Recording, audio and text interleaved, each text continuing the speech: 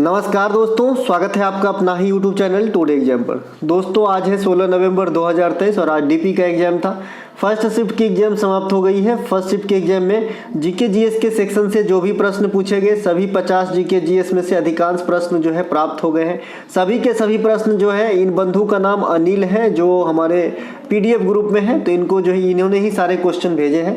इनका बहुत बहुत धन्यवाद।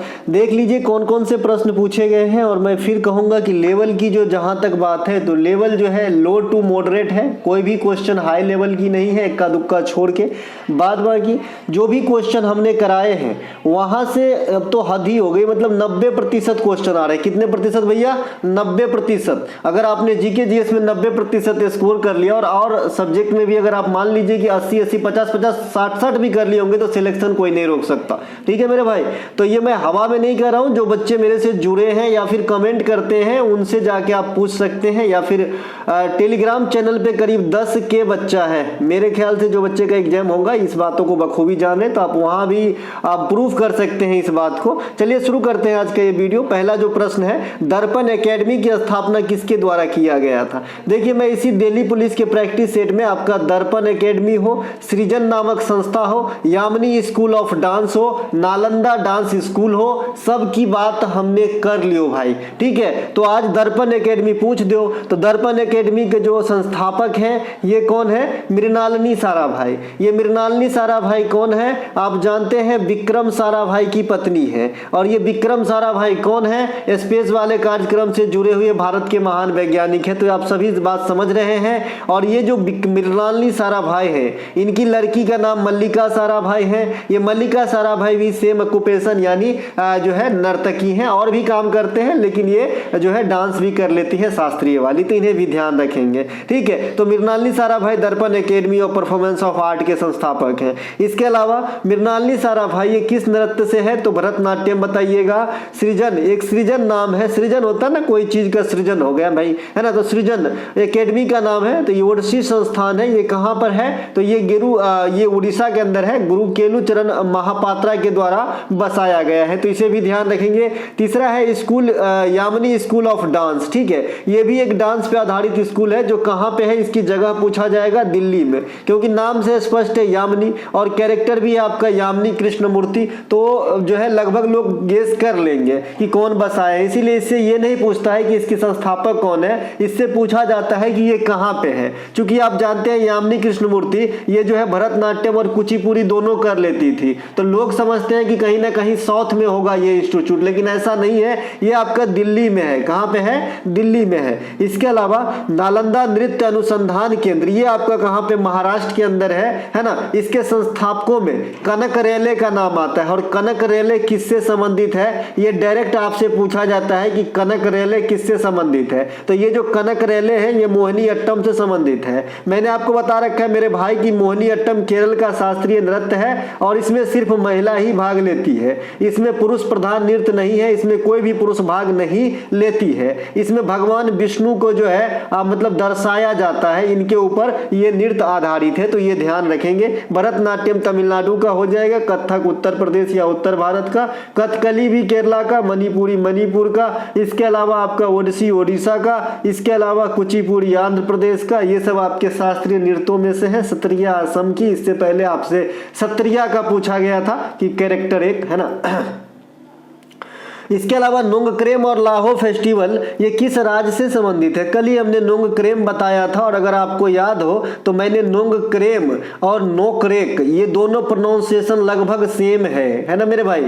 नोकरेक और नोंगक्रेम लगभग, एक बार जल्दी जल्दी बोल के देखिए तो हमको लगता है दोनों एक के समझ लेगा लोग, सुनने वाला, है ना, लेकिन दोनों अलग अलग चीज है। मैंने आपको बताया है कि जो नोकरेक है ये हाईएस्ट पीक है आपका, है ना, पीक है ना, चोटी है, चोटी माथा वाला नहीं, ये भी बोला था, ये चोटी मतलब पहाड़ वाला। और नोंगक्रेम जो है ये आपका फेस्टिवल है, डांस है। ठीक है मेरे भाई, तो नोंगक्रेम और लाहो ये जो त्योहार है, ये जो फेस्टिवल है, ये जो डांस है, ये जो मतलब उत्सव है, ये कहाँ का है? तो मेघालय का है, मेघालय का है ना। और जो नोकरेक देखे ना तो नोकरेक चोटी भी मेघालय के अंदर ही है, तो दोनों बात ध्यान रखने, कंफ्यूजन का सबब बनता है।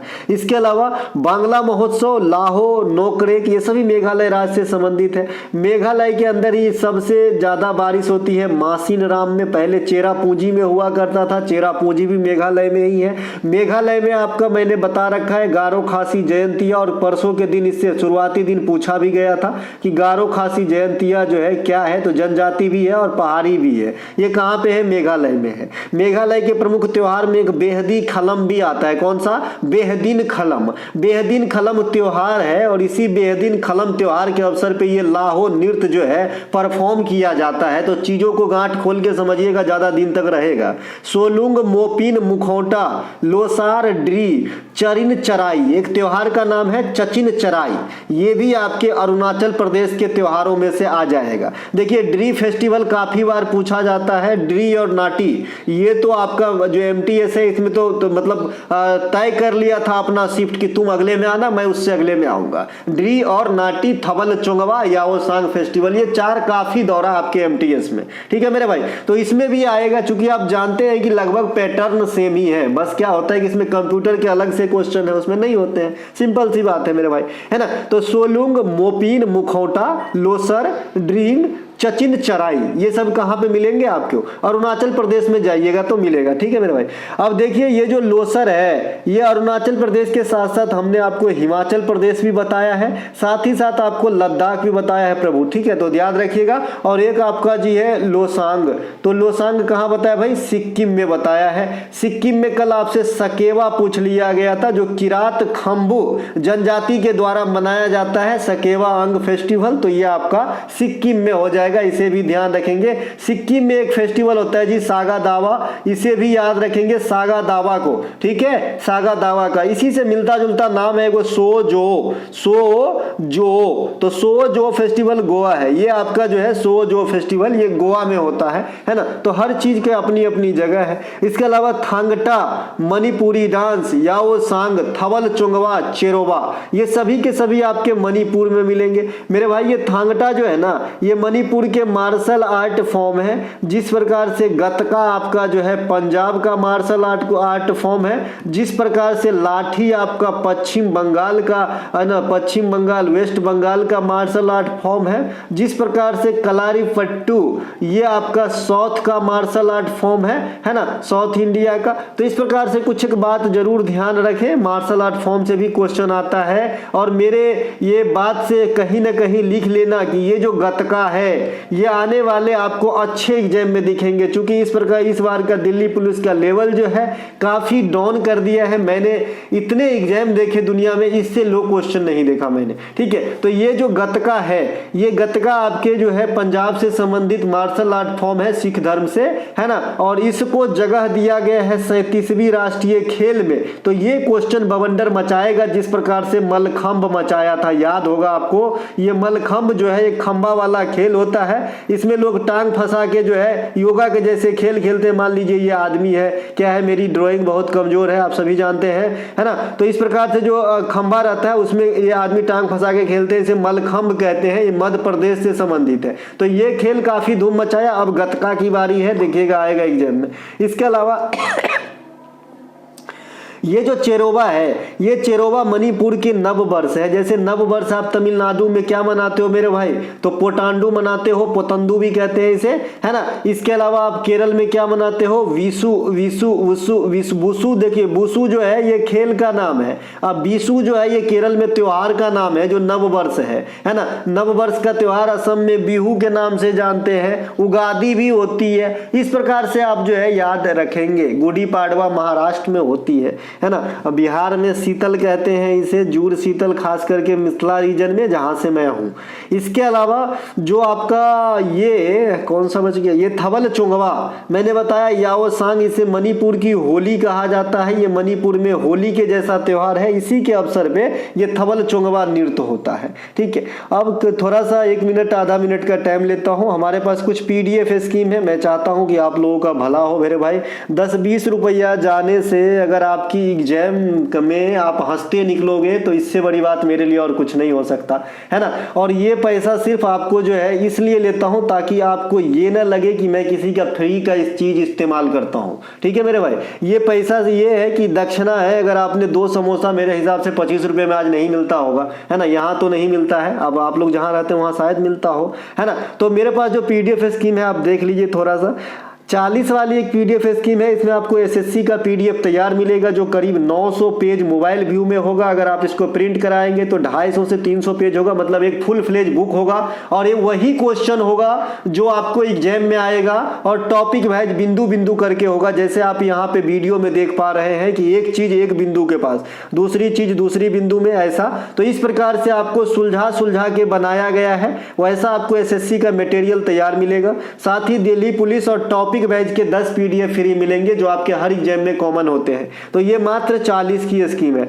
70 की स्कीम क्या कहता है, बिहार SSC और SI, इस पे आपकी 40 वीडियो आएंगे जिसके 6 क्लास हो चुके हैं, 34 क्लास बाकी है। ये होगा जैसे ही दिल्ली पुलिस थोड़ा सा मध्यम हो जाती है उस दिन से स्टार्ट हो जाएगा, फिर से अपनी पुरानी अंदाज में हम लौट जाएंगे। और जो ये टॉपिक बैच है ये फ्री दिया जाएगा और SSC की जो मटेरियल है ये भी आपको इसमें दिया जाएगा। तो अगर आप SSC और बिहार सरकार की एग्जाम देते हैं तो 70 वाला ले, SSC और दिल्ली पुलिस और IB वगैरह देते हैं तो 40 वाला ले, खाली SSC देते हैं तो फिर 25 वाला ले, टॉपिक बैच फ्री मिल जाएगा। खाली बिहार की एग्जाम देते हैं तो 35 वाला ले, है ना। और खाली दिल्ली पुलिस चाहते हैं कि इसमें सिर्फ ट्राई के पर्पज से ले लें कि इसका कैसा रहता है नहीं रहता है, तो खाली आप 25 में लेके दिल्ली पुलिस भी दे सकते हो। चलिए चलते हैं, बढ़ते हैं, माफ कीजिएगा 1 मिनट टाइम के लिए। ये राजस्थानी भाषा में शीतकालीन फसल को क्या कहते हैं, तो उनालू कहते हैं। उनालू और सियालू और बालरा ये राजस्थान के 3 फसलों से संबंधित वाक्य हैं, जिसमें मैंने कल बालरा बताया था।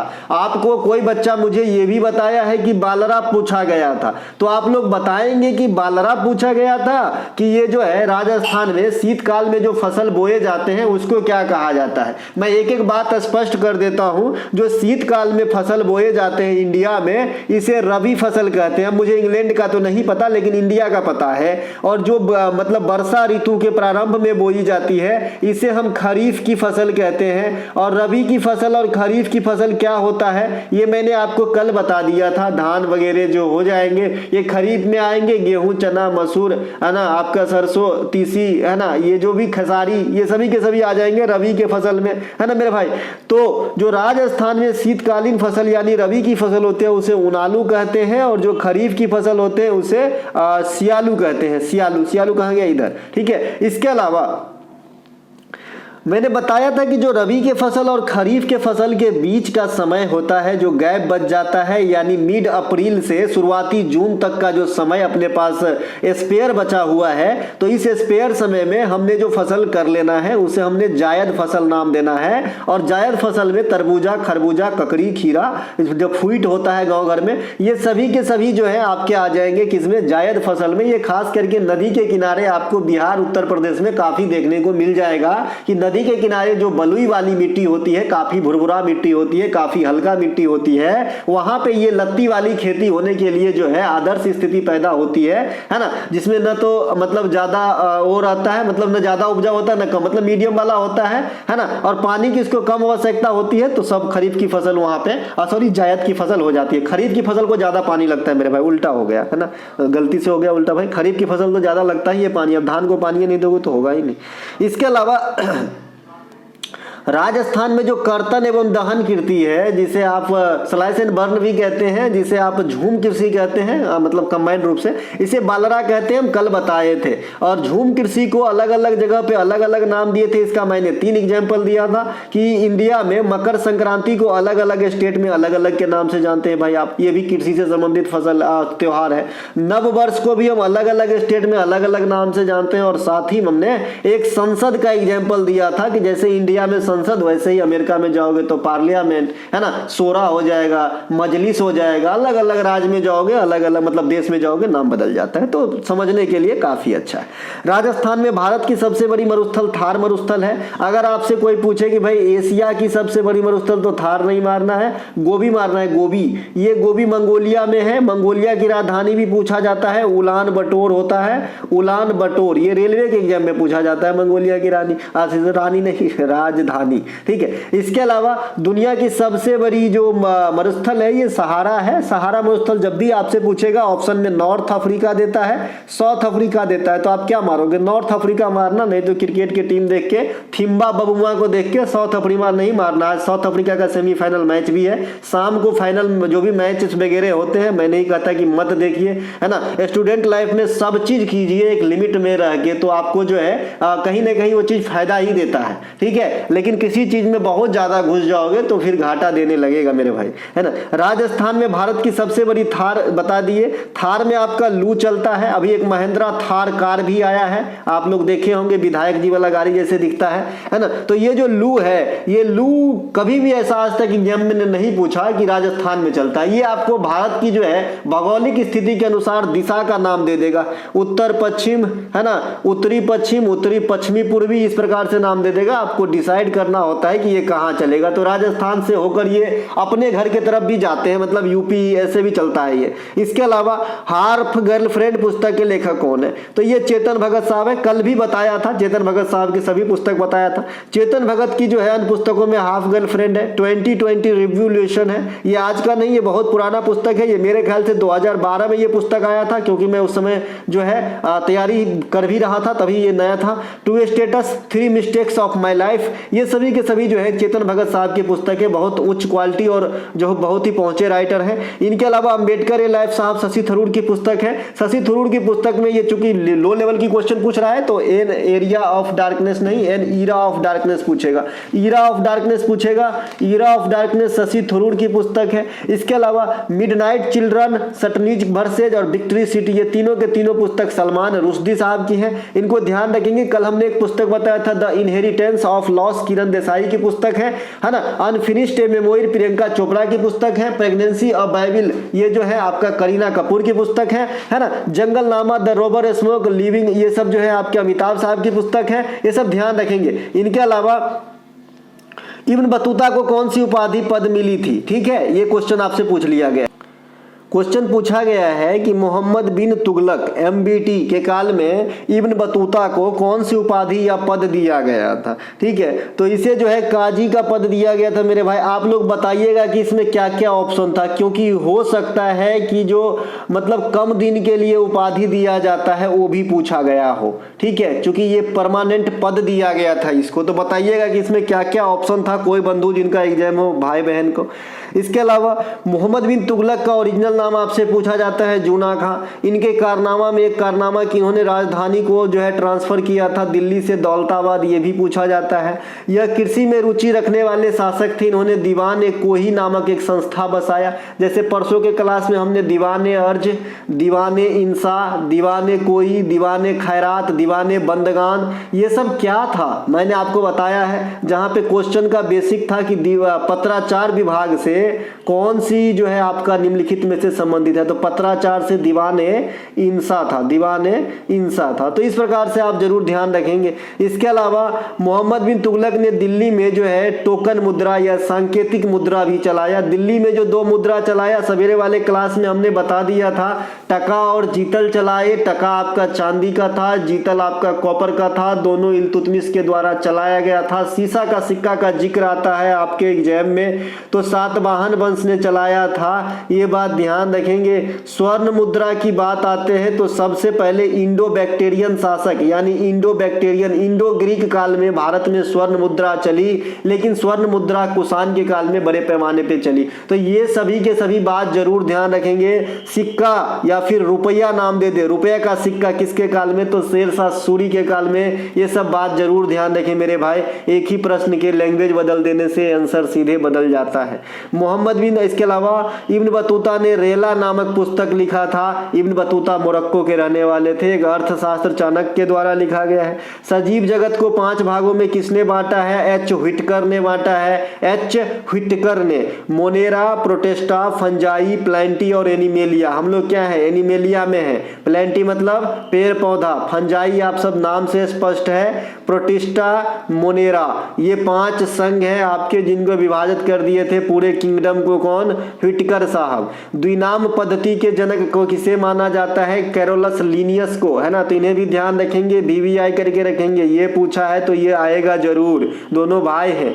कोशिका की खोज रॉबर्ट हुक ने किया था 1665 में। 1665 में। कोशिका का मतलब होता है शाब्दिक अर्थ छोटा सा कमरा। क्या होता है? छोटा सा कमरा, छोटा सा कमरा होता है। कोशिका सजीव जगत की सबसे छोटी क्रियात्मक जीवित इकाई है। इसके अलावा ल्यूवेन हॉक भी कोशिका का खोज करा था 1674 में, लेकिन ये लाइव सेल का खोज करा था। और ये वाला जो रॉबर्ट हुक है या तो सेल शब्द का प्रयोग किया था या फिर डेड सेल का खोज किया था। कोशिका के अंदर जो पार्ट है उनको मैं अलग अलग, जिसे कोशिकांग कहते हैं, मैं बता चुका हूं। माइटोकॉन्ड्रिया को powerhouse of the cell कहते हैं, है ना। राइबोसोम को प्रोटीन की फैक्ट्री कहते हैं। लाइसोसोम को आत्महत्या की थैली कहते हैं। गोल्जी बॉडी को पुलिसमैन या ट्रैफिक पुलिस या पोस्ट ऑफिस कहते हैं।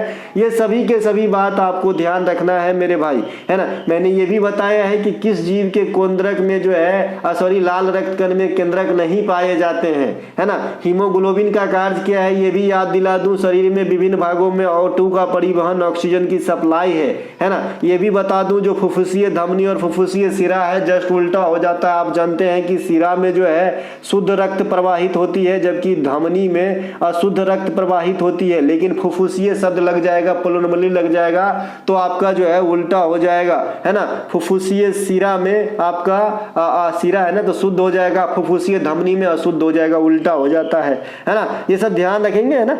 इसके अलावा डीएनए की खोज वाटसन एवं क्रिक ने किया था। बताया भी था कि इसको नोबेल पुरस्कार दिया गया है। डीएनए के प्रयोगशाला में संश्लेषण किसने किया था? हरगोविंद खुराना किए थे। और हरगोविंद खुराना जो है इंडिया के लिए पहली बार चिकित्सा के क्षेत्र में नोबेल पुरस्कार जीतने वाले पर्सन बने थे इसी कारण। और वह रक्त समूह की खोजकर्ता लैंडस्टीनर ने किया था। ये लैंडस्टीनर जो है ये कौन कौन से जो है आपके रक्त समूह के खोज करता है? तो एक ए है, एक बी है और एक आपका ए बी है और एक आपका ओ है। तो ये 4 आपके रक्त समूह हैं। तो ये लैंडस्टीनर ने जो है किया था। जबकि रक्त परिसंचरण की खोज कौन किए थे? ये विलियम हार्वे ने किए थे। तो इन्हें भी ध्यान रखेंगे मेरे भाई। परिसंचरण मतलब सप्लाई, और ये जो आपका समूह है ये आपका रक्त के वर्ग है। जैसे आपने यहाँ से भी क्वेश्चन देखा होगा कई दफा, सर्वग्राही, सर्वदाता वगैरह देखे होंगे। तो सर्वग्राही क्या होता है, सर्वदाता क्या होता है? तो ए बी और ओ निगेटिव सर्वदाता है, किसी को भी दे सकता है, और ए बी किसी से भी ले सकता है ना। तो ओ वाला बड़ा रेयर होता है, जिनका ओ ब्लड है वो काफी अच्छे से रहे, है ना। इसके अलावा हुमायूं का मकबरा कहाँ स्थित है? ये दिल्ली में स्थित है हुमायूं का मकबरा। इनसे सभी चीज एक एक फैक्ट बता चुका है हमने कि कौन बनाया, इसे क्या कहते हैं, है ना, इसकी क्या विशेषता है। तो इसको जो है विधवा बनाए थे हुमायूं का कौन? हाजी बेगम, या इसे ही बेगा बेगम कहा जाता है। यह पहला मुगल गार्डन मकबरा है, यानी गार्डन प्रकार की मकबरा है। लोग इसे देखने कम और यहाँ आनंद लेने ज्यादा जाते हैं। मुगल वंश में के जो है हुमायूं का अभागा शासक कहा गया, क्योंकि ये अधिकांश समय जो है ना, तनाव में ही रहे और ज्यादातर जो है शेरशाह सूरी ने इसको काफी ज्यादा धक्का दिया। इनके अलावा हुमायूं नामा के लेखक कौन है? गुलबदन बेगम है।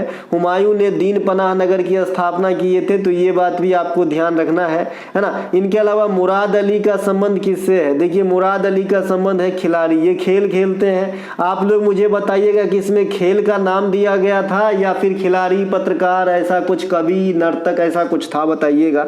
तो मुराद अली जो है ये उत्तर प्रदेश के पेशेवर निशानेबाज हैं। कई बार जो है ये चैंपियन भी रहे हैं। इसके अलावा अभी अब उत्तर प्रदेश से आए हैं तो कुछ और, जैसे अनुरानी ये जेवलिन थ्रो में जैसे आप नीरज चोपड़ा को जानते हो मेल में, वैसे ही फीमेल में जो है अनुरानी को समझिए। इसके अलावा शेफाली वर्मा ICC अंडर 19 महिला वर्ल्ड कप 2023 जो साउथ अफ्रीका में हुआ है, जहां पे विजेता पहली बार के ही रीजन की भारत और उपविजेता इंग्लैंड रहा है, तो इसमें कैप्टेंसी की थी शेफाली वर्मा, है ना। इसके अलावा अंतिम पंघाल ये रेसलिंग से जुड़ी हुई भारतीय उभरते हुए सितारा महिला है, अभी अंडर 20 वर्ल्ड रेसलिंग चैंपियनशिप जीत ली, गोल्ड जीती। तो ये सभी के सभी जो है आपको जरूर थोड़ा बहुत ध्यान रखना है। पान सिंह तोमर इस एग्जाम में पूछेगा, क्यों पूछेगा पता है? क्योंकि आप पुलिस का एग्जाम देने जा रहे हो। साथ ही साथ ये पान सिंह तोमर जो है बहुत पुराना क्वेश्चन है, तो लो लेवल के क्वेश्चन आ रहे हैं तो ये आएगा। तो पान सिंह तोमर जो है ये लॉन्ग स्टेपल जो बाधा वाला दौर होता है उनसे संबंधित था और लगभग 7 बार का जो है ये विजेता भी रहे हैं। इसके अलावा पान सिंह तोमर के ऊपर आपने पिक्चर देखा होगा इरफान खान का, बाद में जो है उनकी कहानी बदल जाती है। पवन नेगी का संबंध क्रिकेट से है। परिमार्जन नेगी एक होता है, इसका संबंध शतरंज से है, तो ये नेगी भाई साहब है ना। इनके अलावा कोयना, अब दोनों भाई मत बना देना भाई, कोयना किसकी सहायक नदी है? कृष्ण की सहायक नदी है, कृष्णा की सहायक नदी है। कृष्णा का उद्गम कहाँ? महाराष्ट्र के महाबलेश्वर, सवेरे वाला क्लास में बताया। इसके अलावा यह कहाँ गिरती है? बंगाल की खाड़ी में गिरती है। प्रायद्वीपीय भारत की सबसे बड़ी नदी तो गोदावरी है, लेकिन दूसरी सबसे बड़ी नदी जो है आपका ये क्या है? कृष्णा है। इसके अलावा जो गोदावरी की उद्गम होती है ये कहाँ होती है? नासिक के समीप त्र्यंबकेश्वर होती है, यह भी बंगाल के खाड़ी में गिरती है। इसके अलावा बंगाल के खाड़ी में करी लिखा गया है। बंगाल के खाड़ी में गिरने वाले नदियों में कुछ प्रमुख नदी जैसे गोदावरी, कृष्णा, कावेरी, स्वर्णरेखा, महानदी, गंगा, ईटीसी, ये सब बंगाल की खाड़ी में गिरने वाली नदियों में से है। अरब सागर में गिरने वाली नदियों में प्रमुख ताप्ती, नर्मदा, माही ये सब है। नर्मदा नदी की उद्गम पूछा जाता है। अमरकंटक मैकाल रेंज की पर्वत मध्य प्रदेश में स्थित है। नर्मदा और सोन दोनों निकलती है। जहाँ नर्मदा पश्चिम की तरफ बहने लगती है वहीं सोन जो है पूर्व की तरफ बहते हुए जो है उत्तर प्रदेश से निकलकर बिहार में आरा के समीप ये गंगा में समा जाती है। ये भी क्वेश्चन पूछा जाता है।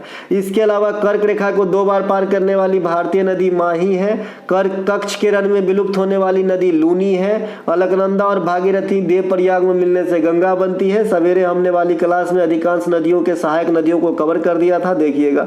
बिरसा मुंडा हॉकी स्टेडियम किस राज्य में है? भैया हॉकी वर्ल्ड कप 2023 यही तो हुआ, राउरकेला में है ना। राउरकेला और कलिंगा कहाँ पे है भाई? कलिंगा भुवनेश्वर में है, ठीक है। तो भुवनेश्वर और राउरकेला में ही तो हुआ था, है ना। तो हॉकी का है, हॉकी ये कहाँ पे है? उड़ीसा के अंदर है, राउरकेला में। राउरकेला में इंजन फैक्ट्री भी है।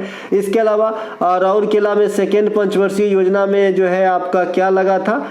फैक्ट्री भी लगा था। फैक्ट्री सेकेंड पंचवर्षीय योजना में राउरकेला, दुर्गापुर और भिलाई में ये 3 जगह लगाए गए थे। तो राउरकेला उड़ीसा में जर्मनी के सहयोग से ही लगाए थे। इत्तेफाक देखिए, कभी न बोलते हैं ना किया गया मदद वापस आता है, तो जर्मनी ने राउरकेला में फैक्ट्री लगवाया, तो राउरकेला में इस बार का हॉकी वर्ल्ड कप जर्मनी जीत गए, बताइए। तो कहीं ना कहीं जो है प्रकृति बड़ा बैलेंस है। इसके अलावा जो आपका 2000 ये बता ही दिए कलिंगा स्टेडियम कहाँ पे है, ये भी याद रखिएगा। तो ये भुवनेश्वर में, यही दोनों स्टेडियम में हुआ था। इसके अलावा अगर आपसे कभी पूछे, एक दिन एक बच्चा मुझे कमेंट किया था कि सर आप जो है हॉकी वर्ल्ड कप राउरकेला में बता दिए और बिरसा मुंडा स्टेडियम, अब बिरसा मुंडा स्टेडियम एग्जाम में पूछा था, आंसर झारखंड दे रहा है। अरे भाई हॉकी वर्ल्ड कप है, Birsa Munda hockey world cup है, जो दुनिया की इस समय की सबसे बड़ी हॉकी खेल की जो है स्टेडियम भी माना जाता है। वर्ल्ड कप मैं कह रहा हूँ स्टेडियम, है ना। तो ये आपका कहाँ पे है? उड़ीसा के राउरकेला में है। अगर खाली बिरसा मुंडा स्टेडियम कहेगा तो झारखंड मारिएगा, वो में झारखंड में 1 2 नहीं 3 जगह है ना। एगो झारखंड में बिरसा मुंडा फुटबॉल स्टेडियम है, एगो झारखंड में एथलेटिक्स वाला है ना। तो इस प्रकार से खाली बिरसा मुंडा हॉकी लग जाए ना तब उड़ीसा मारिएगा, नहीं तो झारखंड मारिएगा। बिरसा मुंडा के जन्मदिन पे जो कल ही मनाया गया है 15 नवंबर को जनजातीय गौरव दिवस के रूप में मनाया जाता है। ये बिरसा मुंडा साहब के जन्मदिन पे ही मनाया जाता है। अर्जुन मुंडा साहब अभी कौन से मंत्री के पद पे है? आप लोग मुझे कमेंट कीजिएगा किस मंत्रालय में मंत्री हैं। राष्ट्रपति के चुनाव कौन कौन से सदस्य भाग लेते हैं? सब दिन बताते हैं कि ये जो राष्ट्रपति हैं, ये जो उपराष्ट्रपति हैं, दोनों में क्या फर्क है कि राष्ट्रपति के चुनाव में संसद के लोकसभा यानी राज्यसभा दोनों संसद के सिर्फ निर्वाचित सदस्य के साथ साथ राज्य के विधानसभा के निर्वाचित सदस्यों को भी अनुमति है चुनाव में शामिल होने के, है ना भाई, है ना। तो लोकसभा में निर्वाचित सदस्य अब तो मनोनीत सदस्य होते नहीं है, क्योंकि 104 वाला जो संविधान संशोधन आया तो उसमें तो एंग्लो इंडियन वाली प्रथा समाप्त हो गया। तो इसका मतलब अब लोकसभा का सारा सदस्य, अब विधानसभा में भी अब निर्वाचन जो है मनोनयन ये खत्म हो गया, अब तो निर्वाचन होता है। तो लोकसभा और विधानसभा के सब सदस्य और राज्यसभा के 238 सदस्य, इतना आदमी भाग लेगा राष्ट्रपति के निर्वाचन में, क्योंकि 12 गो सदस्य राज्यसभा में अभी भी राष्ट्रपति के द्वारा मनोनीत किए जा जाते हैं जो कला, साहित्य, खेल आदि के क्षेत्र में महारत हासिल किया हो उनको, ठीक है भाई, विद्वान लोगों को। इसके अलावा उपराष्ट्रपति के चुनाव में कौन भाग लेते हैं? तो उपराष्ट्रपति के चुनाव में संसद के सभी सदस्य भाग लेते हैं। राज्यसभा के 250 सदस्य भाग लेंगे और लोकसभा के सभी सदस्य भाग लेंगे, लेकिन विधानसभा वगैरह के इसमें सदस्य नहीं आएंगे, ठीक है मेरे भाई। इसके अलावा राष्ट्रपति के बारे में थोड़ी सी गरिमा, तो ये जो है प्रथम नागरिक होते हैं, तीनों सेनाओं का प्रमुख होते हैं, कार्यपालिका का प्रधान होता है। राष्ट्रपति महान्यवादी, यूपीएससी के सदस्य और अध्यक्ष की नियुक्ति, हाई कोर्ट के चीफ जस्टिस की नियुक्ति, सुप्रीम कोर्ट के सभी जजेस की नियुक्ति, प्रधानमंत्री की नियुक्ति, प्रधानमंत्री की सलाह पे अन्य मंत्रियों की नियुक्ति, राज्यपाल की नियुक्ति राज्यों में। तो ये सभी के सभी नियुक्तियां जो है किसके अंदर है? नियंत्रक एवं महालेखा परीक्षक कर लीजिएगा, कैग का आर्टिकल पूछता है 148, और मुझे लगता है कि कल के एग्जाम में आपको 148 आर्टिकल देखने को मिलेगा, ठीक है मेरे भाई। इसके अलावा राष्ट्रपति के पास 3 प्रकार के वीटो का पावर है। वीटो का पावर 3 प्रकार का, एक पॉकेट वीटो भी होता है। वीटो की पावर आप समझते हैं, राष्ट्रपति को एक पर्सनल पावर दिया गया है, साथ ही साथ राष्ट्रपति को एक पर्सनल क्षमादान की पावर भी है आर्टिकल 72 के प्रयोग कर। निम्नलिखित में से कौन सा संवैधानिक निकाय है? देखिए, संवैधानिक निकाय, वैधानिक निकाय या फिर असंवैधानिक निकाय, गैर संवैधानिक निकाय, है ना, ये सब मैं आपको बता चुका हूं और वहीं से क्वेश्चन आएंगे, इससे ज्यादा आते नहीं है। तो जो संवैधानिक निकाय है ये चुनाव आयोग है। बताइएगा ऑप्शन में क्या दिया गया था? सिर्फ चुनाव आयोग ही नहीं, बहुत सारे चीजें मैं मोटे मोटे तौर पे बता दिया हूं कि जिसका जिक्र संविधान में किया गया है, जिसके लिए आर्टिकल अलॉटमेंट है या किसी न किसी रूप में उद्दत है, तो उसको हम आप संवैधानिक निकाय कहेंगे। जिसकी जिक्र नहीं हो संवैधानिक निकाय नहीं है, है ना, सिंपल सी बात है। नीति आयोग का संविधान में कहीं भी चर्च नहीं है, तो यह असंवैधानिक निकाय है। राष्ट्रीय मानवाधिकार आयोग को हम वैधानिक निकाय कहते हैं, कानूनी निकाय कहते हैं, लेकिन संवैधानिक निकाय नहीं कहते हैं, तो ये सब थोड़ा सा बहुत ध्यान रखना है। इसके अलावा चुनाव आयोग वगैरह भी आपका संवैधानिक निकाय है। एक प्रश्न आपसे पूछा गया है, 3000 स्टेपल जंप में कितने जंप होते हैं? तो 7 वाटर जंप होते हैं। इस खेल को पहली बार ओलंपिक में, पेरिस ओलंपिक 1900 में इंट्रोड्यूस करवाया गया था, जो सेकेंड ओलंपिक था, और इसी ओलंपिक में भारत भाग लेना स्टार्ट किए थे। इसके अलावा महिला के लिए इस प्रकार के खेल को जो है 2008 के ओलंपिक में इंट्रोड्यूस करवाया गया था, जो चीन में हुआ था, और ये 2008 के ओलंपिक जो है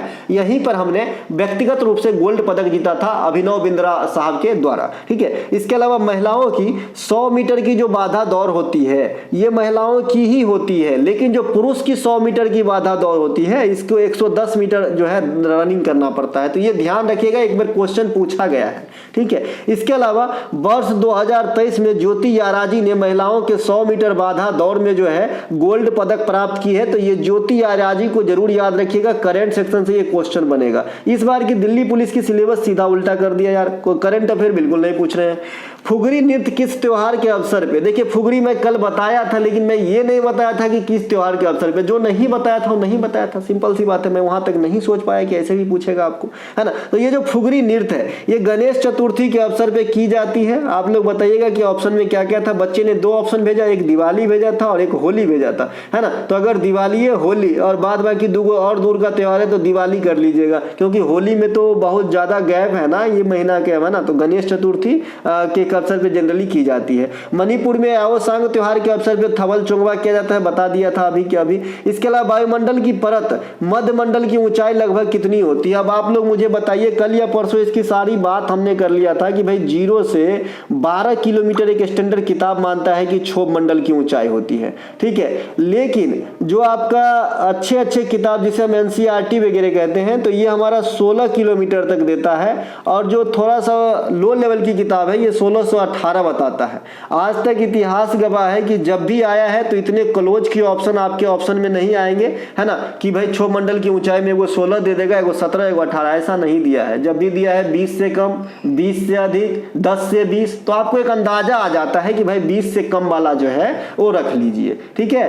तो ये आपका क्षोभ मंडल का हो गया। तो मान लीजिए 16 किलोमीटर क्षोभ मंडल। समताप मंडल की हाइट जो है पृथ्वी से लगभग 50 जो है किलोमीटर माना जाता है। तो 50 वाला जो आंसर होगा वो राइट आंसर हो जाएगा। 40 से 50 सेंटर या फिर 40 से 50 के बीच, ऐसा जो भी एक आपका स्लाइड होगा वो आपका राइट आंसर हो जाएगा। दूसरी बात, वायुमंडल के पांचों परत से आए दिन बहुत क्वेश्चन आते हैं, आप जरूर ध्यान रखें, सारी एग्जाम में काम आएगी। वायुमंडल की ये 5 परत है। जो निचली वाली परत है इसे क्षोभ मंडल कहते हैं, है ना। इसे जो है इसमें सभी प्रकार की जो है आपका वार्षिक मौसमी घटना होती है, जैसे वर्षा वगैरह, मेघ गरजना, बिजली चमकना, ये सभी के सभी आपके क्षोभ मंडल में। क्षोभ मंडल के ऊपर जाएंगे तो ये है आपका जी समताप मंडल, चूंकि इसमें टेम्परेचर कांस्टेंट रहता है इसीलिए वायुयान उड़ जाते हैं इसमें। इसके अलावा क्षोभ मंडल में ही आप हाइट बढ़ाएंगे तो आपकी टेम्परेचर घटेगी। इसके अलावा समताप मंडल में कांस्टेंट रहता है, फिर बढ़ता है, फिर घटता है, ऐसे चलता रहता है।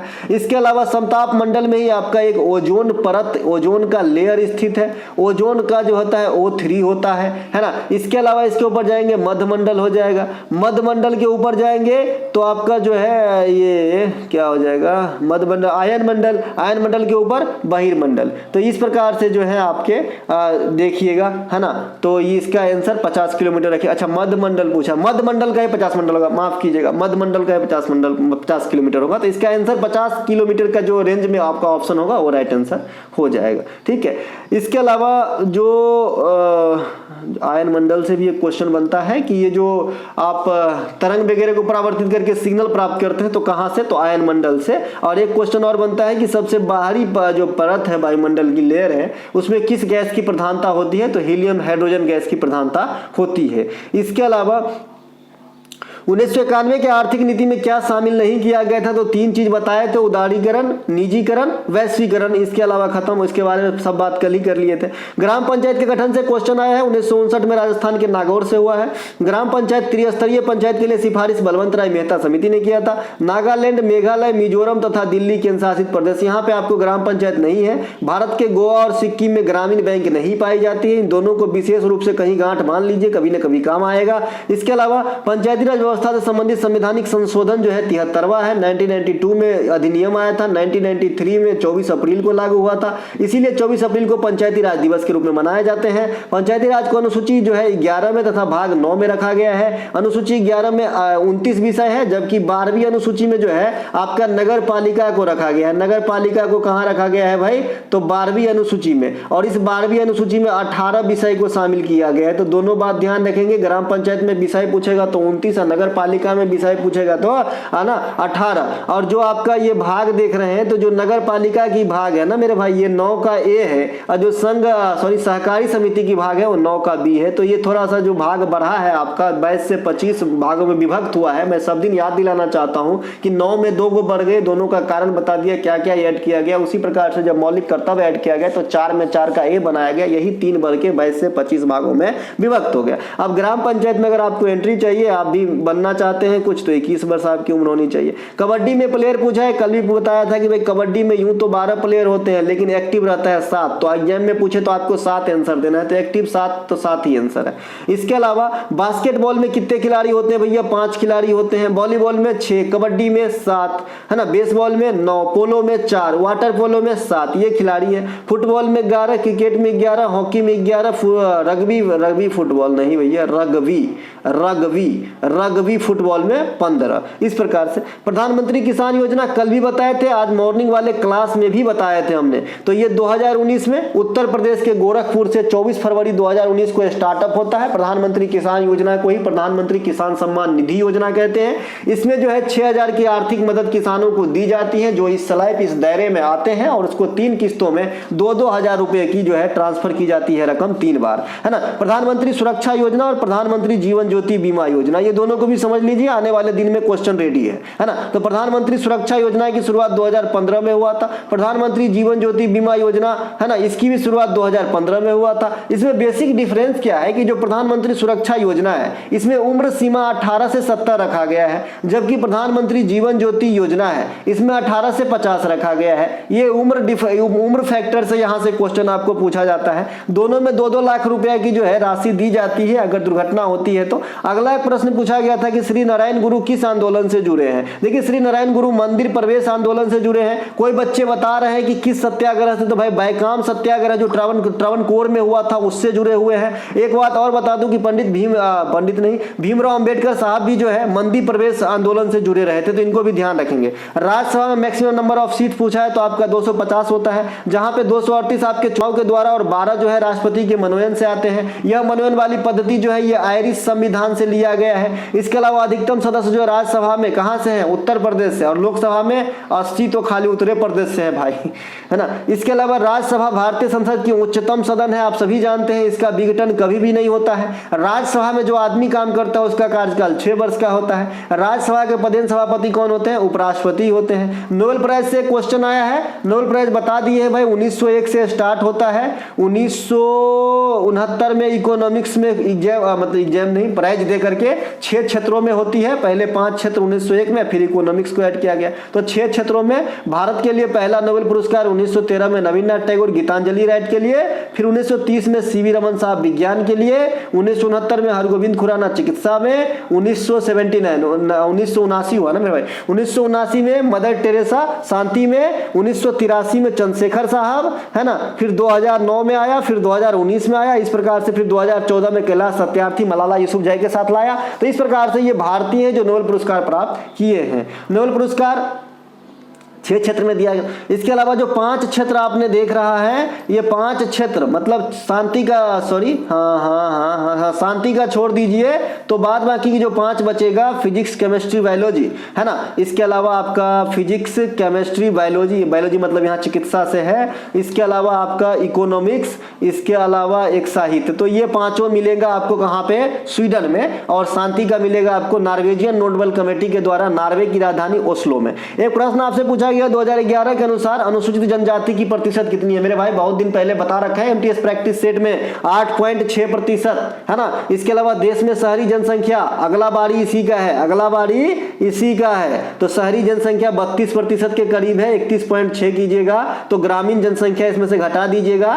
तो ग्रामीण जनसंख्या जो है 68 दशमलव कुछ हो जाएगा। तो 68% के करीब जो है ग्रामीण जनसंख्या है। तो दोस्तों अच्छा, एक क्वेश्चन नाबार्ड से भी आया है, नाबार्ड से। अब नाबार्ड के बारे में क्या है भाई, एक भी चीज छूटा है। 12 जुलाई 1982 ईस्वी को आपका इसका स्थापना हुआ था। 12 जुलाई 1982 को। कौन से समिति, शिव रमन समिति, शिव रमन समिति। इसके अलावा मुख्यालय हेडक्वार्टर मुंबई, कहां पे, मुंबई। क्या है, एग्रीकल्चर सेक्टर में सर्वोच्च संस्था है। इसके अलावा इसकी लेटेस्ट स्कीम क्या है, तो ई शक्ति है। क्या, ई शक्ति लेटेस्ट स्कीम है। वह जो वर्तमान अध्यक्ष कौन है, केजी साजी है। कौन है, केजी साजी है। ये सब नाबार्ड का है। नाबार्ड का फुल फॉर्म भी पूछ लिया होगा, कोई बड़ी बात नहीं, जब लो ही क्वेश्चन पूछ रहा है तो बात ही क्या है। तो दोस्तों ये थे आज के प्रैक्टिस सेट नहीं, आज के एग्जाम में आए प्रश्नों के एनालिसिस। अगर आपको अच्छा लगे तो लाइक कीजिएगा, अपने दोस्तों में शेयर कीजिएगा, और हो सके तो जो है हो सके तो शेयर वाला बात बता ही दी मेरे भाई, वही हो सके तो शेयर कीजिएगा, वही बोलना चाह रहे थे। मिलेंगे अगले वीडियो में। जय हिंद दोस्तों।